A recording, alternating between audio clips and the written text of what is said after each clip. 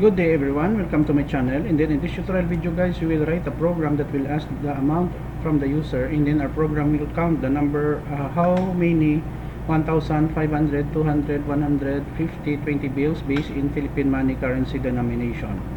Before we continue, I would like to say thank you so much to all my viewers, supporters, silent viewers, and subscribers in my channel. Thank you for watching my videos. So I would like to shout out my friend Tom, Sir Emil, Ma'am Robilin, Sir Ernil, and Marshmallow. If you want to be shout out in my channel, put your name in the comment section and say shout out. So let's start it. So we have here the comment, money underscore bill, denominator, that's Scala. And then we have here Java import Java util scanner for input output, object money underscore bill underscore denominator. Main here, div main, and then we have a series of variables here. AMT 1500, 200, hundreds, 50, 20s, that all integer. So we have here input new scanner, title of our program money bill denominator using Scala, enter an amount, it will store in our variable AMT, and then we have here 1000, amount divided by 100, amount remainder 1000,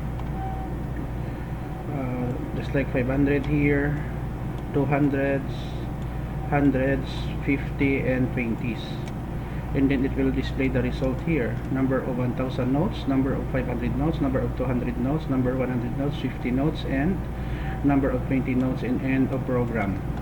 I will put a link in the video description guys, so that you can download the complete source code for free in my two websites. Let us go back to our editor, Visual Code. Let us go with the terminal window. Okay, so Scala, let us run a program, money bill denominator, that's Scala. Let us wait.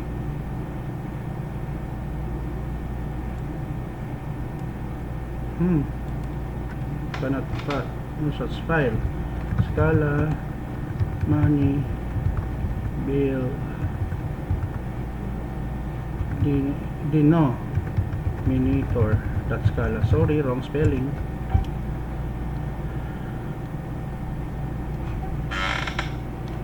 Okay, enter amount 10,500.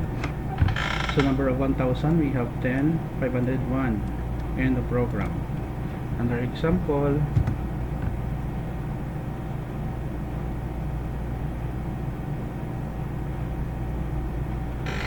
2,350.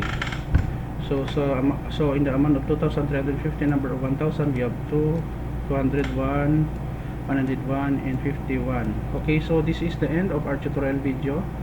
I hope that you have learned in our money denominator in Scala. I will put a link in the video description guys, where you can download the complete source code for free in my two websites. Thank you so much for watching. Don't forget to like, share, and please support my channel guys by clicking the subscribe button. See you in the next video tutorial guys. This is your friend Jake Singh. Bye bye for now.